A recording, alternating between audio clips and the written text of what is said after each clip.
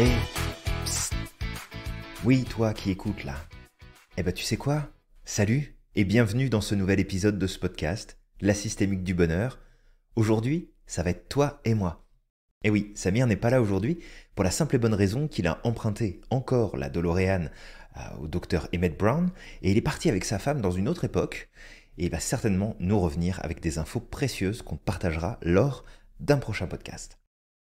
Alors c'est La Systémique du Bonheur, on se parle de bonheur, on se parle de psychologie comme d'habitude et aujourd'hui on va s'intéresser à un sujet qui, je l'espère, va mettre en lumière beaucoup de choses pour toi et te donner l'envie de connecter à une meilleure version de toi au quotidien pour être plus épanoui, pour être plus aligné avec toi-même et surtout contribuer avec nous à bâtir un monde meilleur et plus juste où chacun reprend ses responsabilités, son pouvoir et engage des décisions importantes pour tendre vers une meilleure version.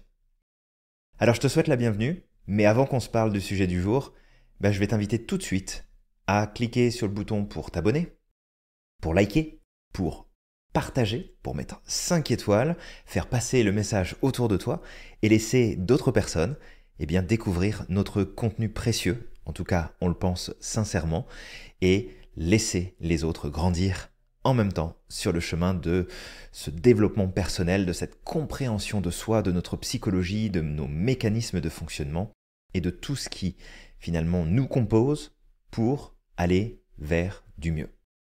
Alors aujourd'hui, on va se parler d'un sujet qui est quand même important, c'est celui de ton caractère.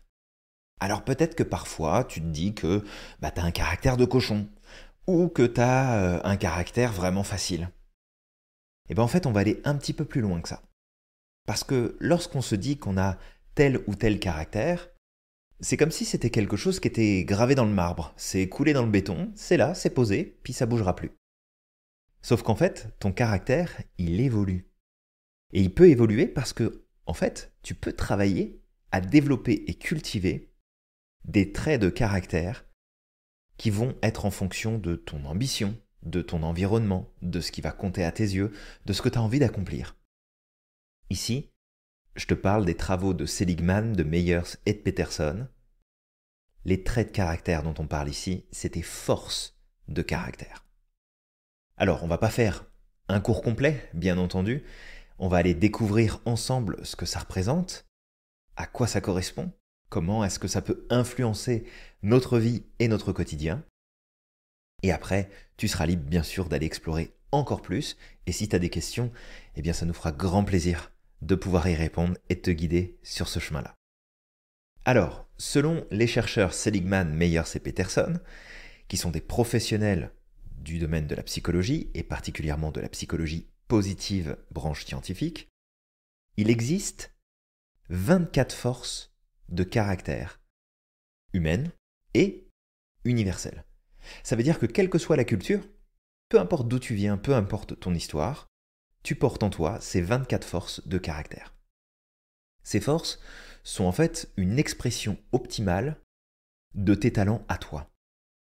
Alors bien sûr, ça ne se résume pas à des compétences techniques, mais plutôt à une manière d'agir, une dynamique dans laquelle tu te places pour faire, pour dire, pour partager, pour vivre, pour connecter finalement avec tes expériences.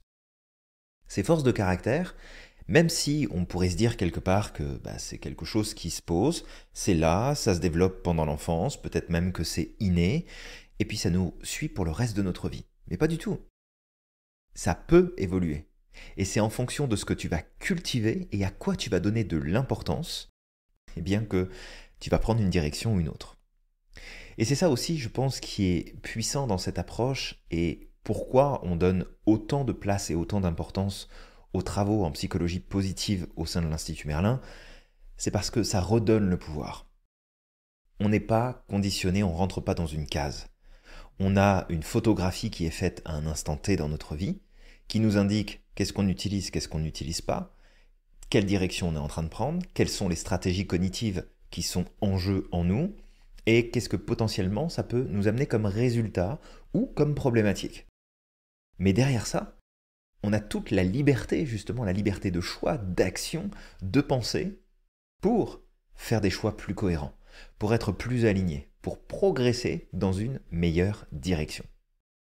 Alors ici, on va peut-être faire un point. Alors, on ne va pas se parler des 24 forces de caractère parce que ça nous prendrait beaucoup de temps, mais on va peut-être simplement remettre un petit peu la lumière sur un concept clé, et en fait, c'est aussi une base profonde pour la psychologie positive. C'est tout le développement philosophique qu'il y a autour du stoïcisme. Les travaux de Platon, les travaux de Socrate, ce qu'ils ont mis en avant, les enseignements qu'ils nous ont partagés. Ces fondations philosophiques accompagnent aujourd'hui beaucoup le regard de la psychologie positive, mais attention, on n'est pas sur une vague de développement personnel qui ne s'appuie sur aucune base concrète, on est sur un développement scientifique puisque il y a des tests, il y a des études, il y a de la littérature qui vient justement appuyer tous ces éléments-là. Donc, ici, on est sur de la philo. Ok, comment est-ce que la philo peut me permettre finalement de mieux me sentir au quotidien? Parce que mentalement, intellectuellement, je peux comprendre un concept, mais comment est-ce que je l'intègre dans mon quotidien? Eh bien en fait, quand on regarde les forces de caractère, les chercheurs ont identifié 6 grandes vertus. Des vertus qui vont permettre de regrouper justement ces forces de caractère ensemble. Tout d'abord, il y a la vertu de sagesse. Cette vertu, elle est associée à la créativité, la curiosité, l'amour, de l'apprentissage, la perspective. Et la sagesse, c'est avant tout le fait d'être capable de mettre en application les connaissances que tu possèdes. Parce que tout savoir sur tout, c'est pas faire preuve de sagesse. Tu peux savoir peu, mais si le peu que tu sais, tu l'appliques, alors tu fais preuve de sagesse. La deuxième vertu, c'est celle du courage. Alors ici, c'est tout ce qui va être la bravoure, la persévérance, l'engagement, l'honnêteté, la force d'avancer et de continuer d'aller de l'avant. Donc le courage, c'est une vertu qui est très importante. On a celle de l'humanité ensuite, la troisième. Elle est associée à l'amour, à la gentillesse, à la capacité à être présent, présente, à donner aux autres, mais aussi la capacité à recevoir des autres et à vivre de la gratitude profondément, chaque jour. Quatrième vertu, c'est celle de la justice. Alors ici, on est sur la notion de citoyenneté, mais pas tant la citoyenneté au niveau de ton pays, c'est plutôt la citoyenneté au niveau de l'humanité entière. C'est être citoyen auprès des autres, c'est être à l'écoute de ton environnement, c'est miser sur l'équipe, le leadership, l'équité, la justice, pas au sens légal du terme, mais la justice sociale, la justice humaine. Cinquième vertu, c'est la tempérance, très importante aussi. C'est la prudence, c'est la maîtrise de soi, c'est l'humilité. Attention, hein, pas la modestie, on sait ce qu'on en pense de la modestie, on la fout à la poubelle. C'est l'humilité. Encore être capable de reconnaître ses forces, ses talents, mais aussi ses faiblesses. Et la modération, savoir modérer ses prises de décision, ses engagements, son passage à l'action, ses réactions. Sixième vertu, c'est la transcendance. Vertu associée à l'appréciation de tout ce qui va être la beauté, l'excellence, le sentiment de gratitude aussi, l'espoir, l'humour, savoir plaisanter, savoir rire, et la spiritualité, bien évidemment. Toutes ces vertus, tu les portes en toi. Elles sont présentes. Et en fait, si on regarde bien, on porte les 24 forces de caractère en chacun de nous. Simplement, tout comme les besoins, les valeurs, eh bien chaque individu a une configuration qui lui est propre de ses forces de caractère. Certaines personnes vont faire preuve de beaucoup de courage et de sagesse. D'autres vont faire beaucoup plus preuve de justice et d'humanité. D'autres seront dans la transcendance et la sagesse. D'autres la tempérance et la justice. Peu importe. Mais tu as des forces de caractère qui vont prendre plus de place que les autres. Alors, c'est bien beau.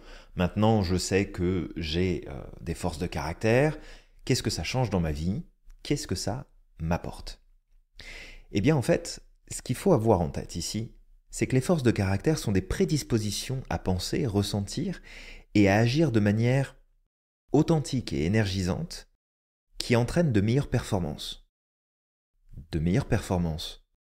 Est-ce que ça veut dire que si j'étais plus aligné avec moi-même et que j'utilisais mes forces de caractère dans ma vie de tous les jours, mon travail, ça veut dire que j'aurais des meilleures performances?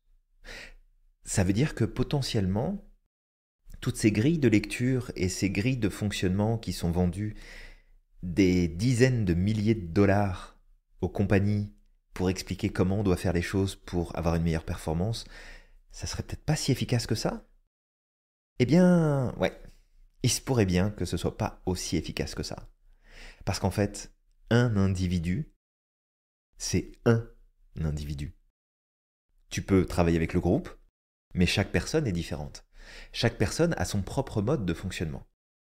Et vouloir évoluer dans une société qui est normée, eh ben le problème c'est que à un moment donné, ça finit par plus marcher. Et il faut pas se leurrer.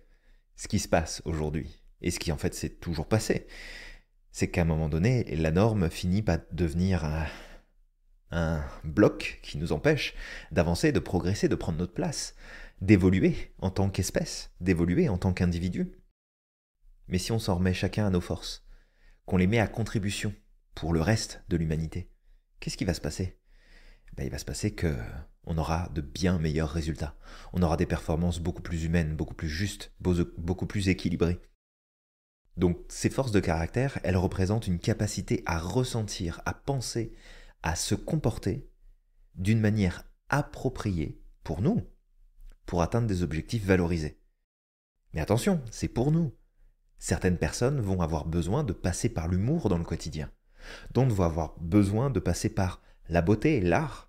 D'autres vont avoir besoin de passer par répondre à un besoin de justice ou de faire preuve de courage. Peu importe, ces forces de caractère sont présentes chez chacun de nous. Et en fait, on a entre les mains un levier puissant qui est associé, lorsqu'il est utilisé bien sûr, à une meilleure satisfaction de vie, à une plus grande résilience et à un bien-être accru. Alors je ne sais pas si toi qui es en train de m'écouter là tout de suite, ça tente d'avoir une vie plus satisfaisante, d'avoir une plus grande résilience, d'avoir un bien-être qui augmente, mais si c'est le cas, eh bien il sera peut-être temps de commencer à t'intéresser à tes forces de caractère. Alors maintenant, ces forces de caractère, qu'est-ce qu'elles nous disent? Qu'est-ce qu'elles nous indiquent? Parce qu'il y en a 24 et tu vas voir que dans le descriptif de ce podcast, tu retrouves un lien direct pour aller passer ton test gratuit. Il y a également un test payant, mais ça c'est parce qu'il y a des professionnels derrière qui vont venir produire justement une lecture de tes tests et t'envoyer ton résultat en profondeur. Mais sinon, tu as une version gratuite, donc accessible à tout le monde, disponible en anglais, en français, je crois même en espagnol, si je dis pas de bêtises, et potentiellement dans d'autres langues. Tu passes ce test, tu mets à jour quelles sont tes forces de caractère. Bon, parfait. Maintenant, tu le sais. Tu sais que tu as des forces de caractère qui sont présentes. Peut-être que chez toi, eh bien, tu as la bravoure, la gratitude, l'humour, le leadership, l'amour, la prudence, l'autorégulation, l'intelligence sociale. Je sais pas. Mais tu as forcément les 24. Simplement, ça va être encore une fois organisé selon toi, ton mode de fonctionnement, à quoi tu donnes de l'importance, à quoi tu donnes de la place. Maintenant, une fois que tu as ça entre les mains, eh bien, il faut chercher au quotidien, pour toi, des occasions de faire des actes qui viennent répondre à tes forces. D'appliquer les choses que tu dois faire au quotidien avec l'utilisation de tes forces de caractère. Parce que si tu vois les forces de caractère comme quelque chose que tu vas mettre en application une fois de temps en temps, parce que tu dis, bah tiens, là c'est l'occasion, bien sûr que ça va te faire du bien. Bien sûr que tu vas y prendre du plaisir, bien sûr que tu vas te sentir épanoui. Mais si en fait tu pouvais le faire tous les jours, si chaque jour, dans tout ce que tu as à faire, tu pouvais te concentrer à valider toutes tes forces de caractère. Alors bien sûr satisfaire les 5 principales, et occasionnellement travailler et mettre à profit les autres forces de caractère. Ce qu'on aime à l'Institut Merlin, avec justement ces travaux que la psychologie positive nous offre, c'est qu'à travers ce test des forces de caractère, déjà, on n'est pas enfermé dans une case. Pour la simple et bonne raison que, quand tu fais le test poussé, ça va t'indiquer bien sûr quelles sont les forces de caractère que tu utilises le plus au quotidien et lesquelles tu devrais mettre beaucoup plus en avant pour te sentir aligné avec toi-même. Mais tu as aussi toutes les autres forces de caractère qui sont remises en perspective. Dans le sens où, peut-être, je dis ça comme ça, mais peut-être que la gratitude, c'est pas quelque chose que tu connectes, avec lequel tu connectes. La curiosité, ça t'anime pas plus que ça. Peut-être que mettre de la perspective dans les choses et multiplier les possibles de réflexion, c'est peut-être pas ce que tu préfères. Peut-être que la spiritualité non plus ne fait pas partie de ton mode de fonctionnement. Et en fait, ça n'a pas vraiment d'importance. Mais ce que nous dit justement ce travail sur les forces de caractère, c'est qu'il y a des occasions, et en fait c'est un contexte spécifique, où tu sais que tu peux faire preuve de ça, que tu peux utiliser ces forces-là. Qu'est-ce qui se passerait, selon toi, si dans chaque occasion qui sorte de ton ordinaire, qui se présente dans ton quotidien, dans ta vie, tu étais en mesure d'aller mettre en application et d'utiliser des forces de caractère qui sont préexistantes en toi pour tirer pleinement profit de chaque situation.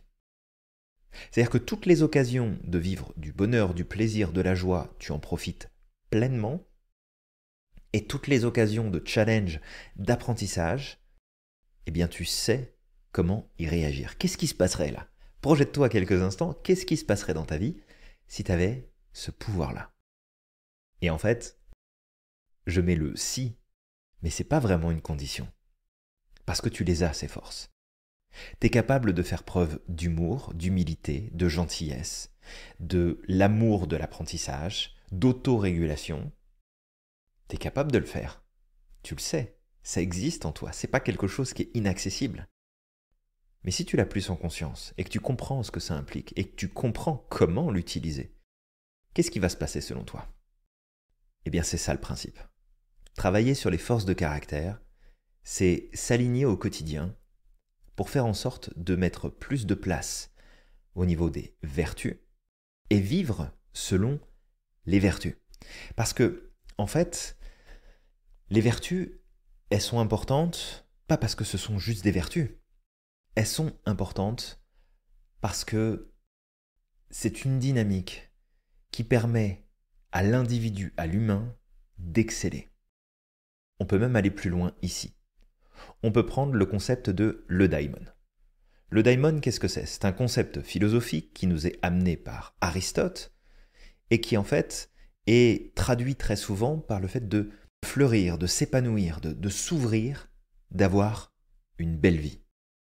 L'eudaimon va en fait mettre en avant des vertus et des concepts, des modes de fonctionnement qui visent le bon, qui visent l'accomplissement personnel à travers l'excellence et le fait de cultiver des vertus comme le courage, la sagesse, la modération ou encore la gentillesse. Et je pense que tu vois le rapport ici. Les 24 forces de caractère, les 6 vertus dans lesquelles elles sont rangées, c'est permettre à chaque individu de mieux comprendre comment appliquer concrètement dans le quotidien ces valeurs philosophiques qui étaient amenées par Platon, Aristote, amenées par le principe de l'eudaimon. Alors, même si on peut se dire, c'est bien beau, c'est de la philosophie, mais qu'est-ce que ça va changer dans ma vie? C'est ce que je te dis depuis tout à l'heure. C'est ce fait de mieux te comprendre. Comprendre que tu n'as pas besoin de te faire souffrir à essayer de développer des principes, des concepts, des modes de fonctionnement qui sont établis pour toi et qui en fait étouffent ton âme, ni plus ni moins, étouffent ta créativité, étouffent ton mode de fonctionnement, et tu as le droit de prendre du plaisir et d'aimer avoir un cadre vraiment précis pour faire les choses. Si tu as un cadre de fonctionnement personnel procédural, tu as besoin d'avoir ton point 1, point 2, point 3, point 4, on fait ça dans tel cas, on fait pas ça dans tel cas, et c'est ok. Tu peux vivre avec ça, je suis pas en train de te dire qu'il faut que tu fasses tout voler en éclats et que tu vives en fonction de ce qui vient. Pas du tout. Ça demande de la structure, ça demande de l'organisation, ça demande de faire en sorte que les choses se positionnent et que ce soit agréable et confortable pour toi. mais c'est plus de prendre un pas de recul et d'essayer de voir dans quelle mesure les règles et les critères avec lesquels tu fonctionnes aujourd'hui peuvent potentiellement ne pas te rendre service et te forcer, en fait, à agir, à décider, à te comporter selon des règles qui ne résonnent pas complètement avec toi. Et on va se le dire, c'est très simple ici.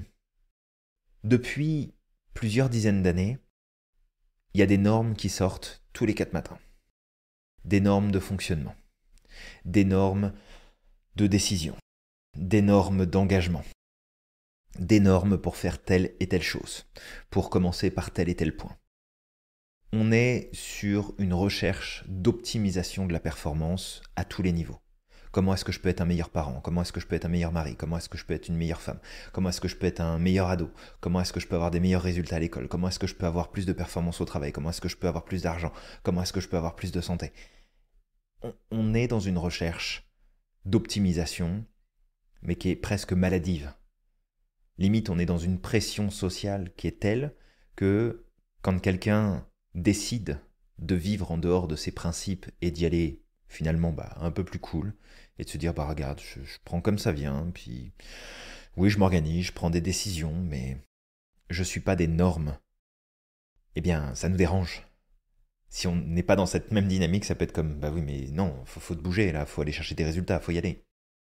On vit selon des critères qui nous éloignent des vertus essentielles pour notre âme. Et quand je parle d'âme, je fais référence ici à notre psychologie. Peut-être que tu ne le sais pas, mais la psychologie, c'est l'étude de l'âme. C'est pas l'étude du cerveau, c'est pas l'étude du mental. Tu pourras les regarder, mais le terme psychologie, c'est l'étude de l'âme. C'est pas bon pour notre âme que de se forcer à rentrer dans des cases, c'est pas bon pour notre âme que de vouloir chercher la performance à tout prix, c'est pas bon pour notre âme que de vouloir fonctionner selon des critères qui sont établis à un niveau logique et qui oublient totalement l'essence même de l'individu, son cœur, son âme, ce qui l'anime au plus profond. Reconnecter avec tes forces de caractère, c'est un élément essentiel. Et il n'y a personne qui peut te dire « Ouais, tu devrais faire ça comme ça, parce que sinon ça va pas marcher ». Bien sûr qu'il y a des procédures qui sont intéressantes. Bien sûr, il y a des process à suivre qui sont évidents, qui ont été mis à jour pour dire regarde, si tu passes par là, tu vas te simplifier la vie, ça va être beaucoup plus simple. Mais le comment tu vas appliquer ces règles-là, le comment tu vas te comporter, le comment tu vas réagir, agir, te positionner dans ces process-là qui sont justes. D'accord, on n'est pas en train de dire qu'il faut mettre tous les process à la poubelle. Mais c'est comment est-ce que tu les vis toi? Comment est-ce que toi tu te positionnes? Et c'est là en fait où il n'y a personne qui peut te dire tu sais, tu devrais pas faire ça, tu devrais faire ça, tu devrais bosser de telle et telle façon. Et je me souviens, je te partage ici un petit bout d'histoire perso. Lorsque j'ai fait au départ mes études, j'avais pris un boulot à côté pour pouvoir payer mon logement quand je vivais capitale en France sur Paris. Et je me souviens de la personne qui m'a embauché, donc ma patronne à ce moment-là. Alors, je ne suis pas resté très très longtemps en tant que salarié, j'ai continué à travailler avec eux. Par contre, très très longtemps, et ça m'arrive encore de travailler avec eux aujourd'hui, de remplir des missions pour eux, parce que j'aime beaucoup travailler avec eux. Mais je me souviens au départ où elle était venue me voir en me disant non mais Julien, là en fait c'est pas possible, vous pouvez pas mettre de la musique pour travailler. Je peux pas mettre de la musique pour travailler, pour quelle raison? Parce que moi j'en mets pas. Oui, c'est très bien en fait, vous travaillez comme vous voulez. Je dis c'est quoi le plus important? Le plus important c'est que je fasse la job correctement ou que je le fasse selon vos critères à vous?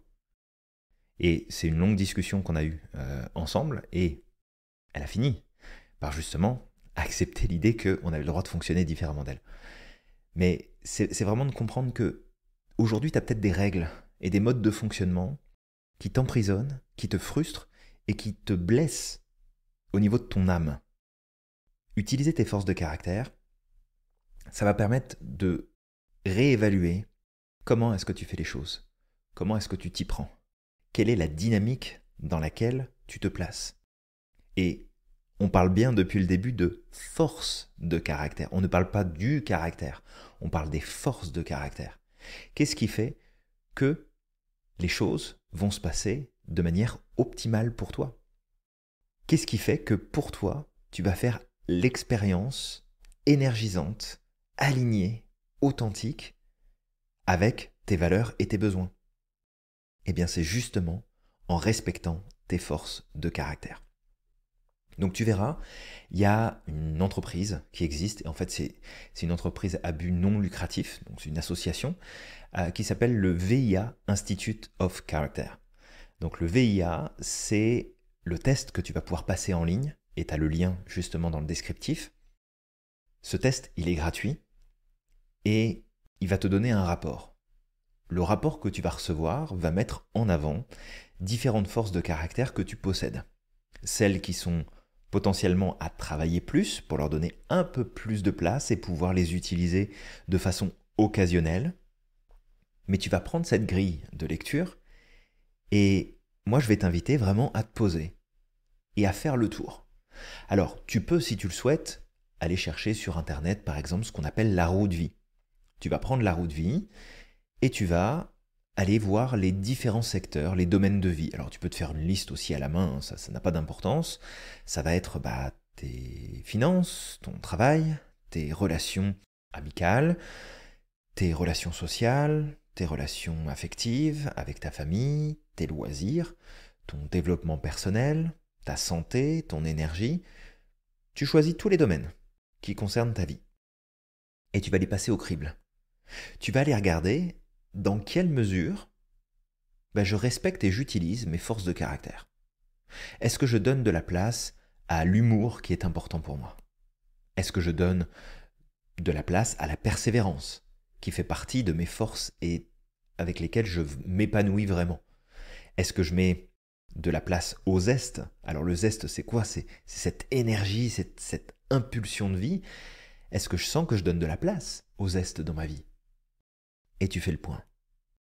Et tu vas très vite te rendre compte que ton niveau de satisfaction globale dans chacun des domaines de ta vie va correspondre en partie, ce n'est pas les seuls critères, hein. Attention, on ne prend pas de raccourci ici, mais c'est un critère qui est très important, mais tu verras que la note de satisfaction globale de ta vie de manière générale et de ces différents domaines de vie est reliée directement à l'utilisation ou non de tes forces de caractère. Donc, en soi, être épanoui, être heureux, prendre sa place, vraiment se sentir dynamisé, ça prend beaucoup de choses. Ça prend un contexte, ça prend un environnement, mais ça prend aussi beaucoup de ce qui se passe en toi et de ce que tu respectes à l'intérieur de toi. Et avec cet épisode de podcast, c'est vraiment ce que je voulais en fait attirer ton attention sur ce point. Te dire, toi qui écoutes ce podcast, tu as des forces de caractère. Si tu décides de les utiliser avec plus de conscience, avec plus de détermination et de patience aussi, tu sais quoi? Tu sais ce qui va se passer? Tu vas accéder à un niveau d'accomplissement, à un niveau de réalisation personnelle qui va aller beaucoup plus loin. Tu peux progresser quelle que soit la situation dans laquelle tu te trouves aujourd'hui. Alors, fais attention, hein. On ne se dit pas « Ah super, j'ai trouvé le raccourci à prendre, si je fais ça, toute ma vie ça va être parfait, ça va être le bonheur absolu, ça va être l'épanouissement absolu. » Non, il y a plein d'autres critères à prendre en compte. Mais ceux-là, on ne peut pas les laisser de côté. Encore une fois, c'est une clé du fonctionnement optimal et c'est un pilier de ta psychologie. On est clairement ici sur la question de la psychologie positive. Et peut-être pour t'expliquer à quel point elle a sa place et elle est importante, et surtout pourquoi la branche scientifique de la psychologie positive est importante, c'est parce qu'elle a mis à jour plusieurs choses. Et elle a mis entre autres à jour 2 éléments qui, à notre sens, à l'Institut, on trouve essentiels. Et si tu comprends ça et que tu l'intègres, alors ça va changer énormément de choses dans ta vie.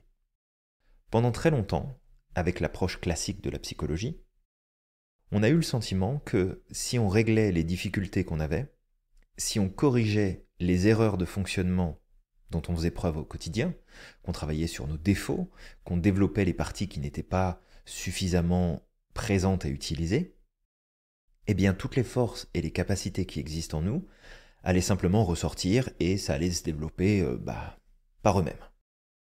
Ce concept-là, en fait, il est erroné. C'est une erreur profonde, c'est une erreur puissante qui a été prouvée et qui est en train d'être ajustée aujourd'hui. C'est-à-dire que la psychologie positive, même si au départ elle a pris un tournant qui était trop positif pour le coup, et elle s'est détachée du reste des branches de psychologie, et bien là aujourd'hui elle est pleinement intégrée puisqu'on parle de psychologie de deuxième vague ou 2.0 si tu préfères.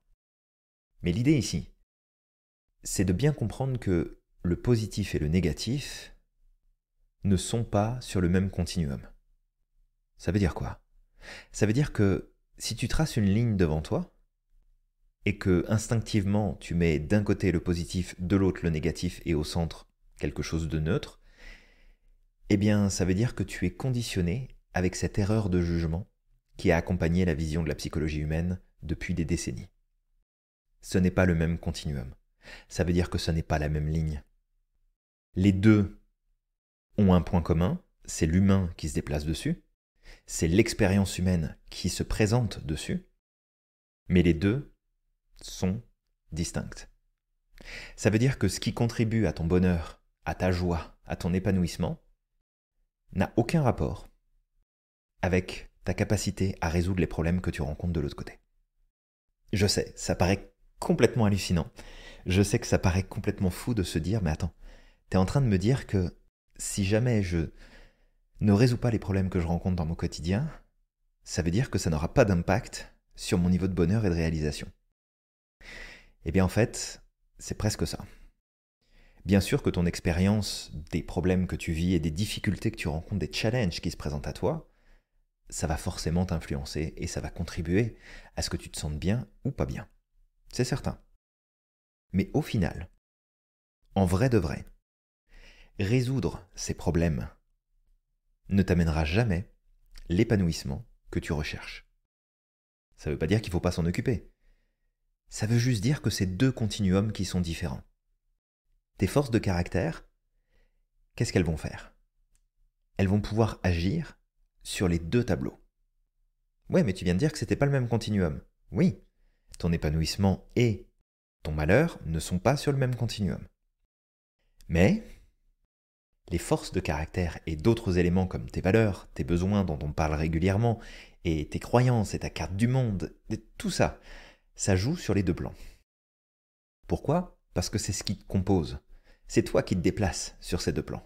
C'est toi qui progresses vis-à-vis de tes difficultés, tes challenges, et c'est toi qui progresses aussi vers ton épanouissement. Maintenant, tes forces de caractère, parce que là c'est le sujet, on va essayer de pas trop s'éparpiller. Le sujet, tes forces de caractère, en quoi elles jouent ?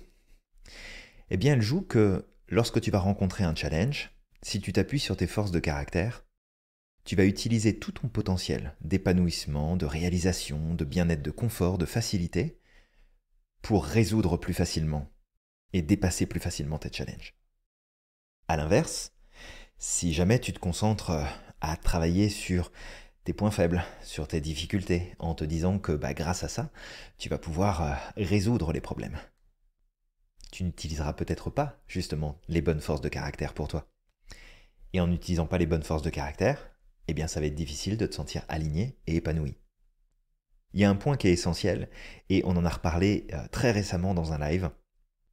Lorsqu'on fait un accompagnement, dans les méthodes en tout cas avec lesquelles on travaille nous à l'Institut et qu'on enseigne, que ce soit la psychologie positive, que ce soit l'hypnose, que ce soit la PNL, que ce soit la sophro, on est sur le principe des états. État problème, état difficile, état négatif, versus état désiré, état positif, état optimal. Pourquoi est-ce qu'on parle d'état ? Pour la simple et bonne raison que ton état à toi, c'est-à-dire comment tu te sens, comment tu vas, comment tu te connectes à toi-même, c'est ce qui va définir si oui ou non tu vas progresser, si oui ou non tu vas exceller, si oui ou non tu vas avoir des résultats pertinents. Si tu les connais, tes forces de caractère, qu'est-ce qui se passe ? Qu'est-ce qui va se passer la prochaine fois que tu as un challenge qui se présente et que tu sais quelles sont les forces que tu peux utiliser pour exceller ? Est-ce que tu vas le faire ou pas ? Est-ce que ça va changer ton expérience ? Est-ce que ça va te permettre d'aller plus loin ? Je te laisse réfléchir à ça. Parce que le truc ici, c'est que si tu changes ton état interne et que tu fais en sorte de recréer un état optimal de confort, de certitude, de confiance, d'assurance à l'intérieur de toi, est-ce qu'à ce moment-là, tu as plus de chances d'avoir tes forces qui ressortent, tes capacités qui ressortent, ou est-ce que tu as plus de chances que ce soit tes mécanismes de défense, que ce soit tes mécanismes et tes automatismes de réaction, que ce soit ton refuge et négatif émotionnel qui ressortent? C'est évident. C'est bien sûr tes forces et tes capacités qui vont ressortir. Donc le problème n'est pas tant l'extérieur, ce qui se passe autour de toi, c'est qu'est-ce que tu fais de tes piliers, et aujourd'hui c'est le pilier force de caractère. Donc j'essaye de vraiment ici de te donner une image la plus claire possible, et j'espère que ce que je te partage aujourd'hui, ça te paraît vraiment clair, parce que c'est tellement un point important. C'est quelque chose d'essentiel. Comprendre que tu as des forces et les utiliser, ça va t'aider à renforcer ton estime de toi. Ça va t'aider à renforcer ta confiance en toi. Parce qu'en identifiant et en utilisant tes forces, tu peux te sentir beaucoup plus compétent et compétente, beaucoup plus capable de faire face aux défis de la vie. Ça ne veut pas dire qu'il n'y aura plus de problème. Ça ne veut pas dire qu'il n'y aura plus de galères. N'oublie pas, hein, de toute façon, tu vas en chier. On en a déjà parlé, on l'a déjà évoqué dans un précédent podcast. Si jamais tu ne l'as pas encore écouté, tu as juste à chercher ce titre-là, d'accord? Puis tu vas le retrouver. Mais prends conscience, en fait, du pouvoir qui réside en toi. Tu sais, il y a cette phrase que j'utilise moi depuis des années, de te rappeler, de ne pas oublier en fait que tu es magique et que tu as le pouvoir de réaliser tout ce que tu veux. Mais t'as pas idée à quel point tu es magique en fait. À quel point tu as un pouvoir qui est juste incroyable. Tu as une puissance en toi. Mais l'univers, les galaxies à côté, c'est rien du tout là. Tu as une capacité en toi à pouvoir avancer, progresser, te dépasser, aller chercher plus de choses, plus d'équilibre, à prendre ta place. Mais pour ça, il faut que tu comprennes comment tu fonctionnes. Si tu ne comprends pas comment tu fonctionnes, tu vas être dans un sentiment de médiocrité.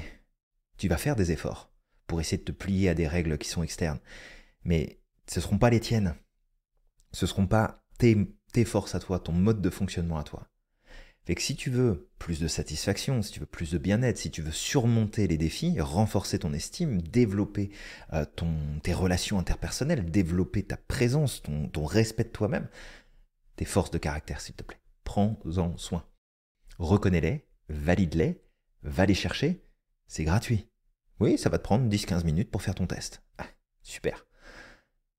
10-15 minutes dans ta vie.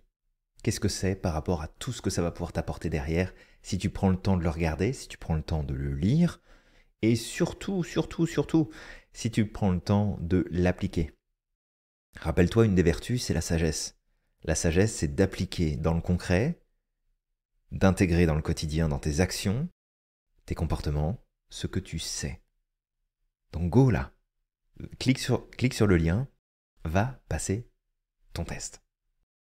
Donc, avec ça, j'espère que j'aurai réussi à te faire passer le message.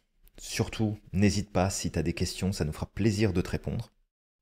Autre point qu'on voulait te partager ici avec Samir, c'est le fait que tu vas pouvoir te former à tous ces sujets-là, si jamais ça t'intéresse, à l'Institut Merlin, puisqu'on est en train de développer tout le parcours de formation professionnelle et certifiante en psychologie positive de la branche scientifique, pour que tu puisses l'utiliser dans ton quotidien, que ce soit dans ta vie personnelle, parce que c'est applicable pour tout le monde, mais aussi dans ta vie professionnelle, si jamais tu es déjà psychologue, psychothérapeute, thérapeute, coach, accompagnateur, accompagnatrice, facilitateur, facilitatrice, peu importe. Tu vas pouvoir mettre en application tous ces outils et apprendre en profondeur comment la psychologie positive peut transformer notre vision de l'humain et comment est-ce qu'elle peut l'accompagner efficacement vers de nouvelles expériences de vie beaucoup plus justes et beaucoup plus alignées. Donc avec tout ça, je vais te donner un petit rappel très simple si jamais tu ne l'as pas encore fait. Et on compte sur toi. Tu likes, tu commentes, tu partages, tu fais passer le mot autour de toi. Et puis surtout, Samir te dirait de faire briller tout ton potentiel, de croire en toi chaque jour. Et moi, je vais simplement te rappeler ici de ne jamais oublier à quel point t'es magique et que t'as le pouvoir de réaliser absolument tout ce que tu souhaites. Et je te dis, et on se dit, je le dis pour Samir, à très vite pour un prochain épisode.